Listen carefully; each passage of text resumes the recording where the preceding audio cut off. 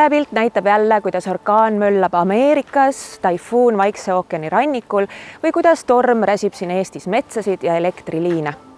Tallinna Ülikooli teadur Tiit Vaasma. Kuidas on tormide arv Eestis viimase 8000 aasta jooksul muutunud ja kas vastab tõele, et mitme tuhande aasta tagust tormisust aitavad hinnata liivaterad? Torm on kahtlemata selline loodusnähtus, millega võivad kaasada kiired muutused keskkonnas.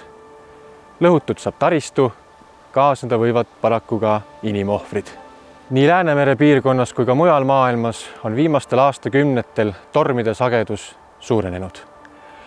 Kuigi selle põhjuseks leitakse olevat kliima soojenemine ja seeläbi ka merevee keskmiste temperatuuride tõus, on arusaam tsüklonaalses aktiivsuses toimunud muutustest siiani ebapiisav. Selgust sellesse aitavad tuua mineviku keskkonnatingimuste uuringud, kust aga saada informatsiooni mineviku tormide kohta, kui ei olnud veel ilmajaamu ega ka kroonikuid.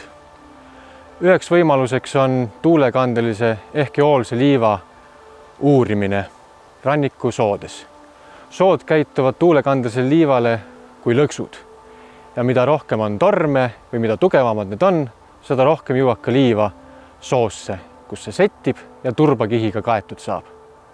Uurides dateeritud turbakihtidest liivaterade hulka ja suurust, saame teha ka järeldusi minevikus esinenud tormide arvukuse kohta. Sellised uuringud näitavad, et viimase 8000 aasta jooksul on suurenenud tormisusega perioodid olnud umbes 7300, 3500, 2000 ja 1500 aastat tagasi ning eriti tormine on olnud viimane aastatuhat.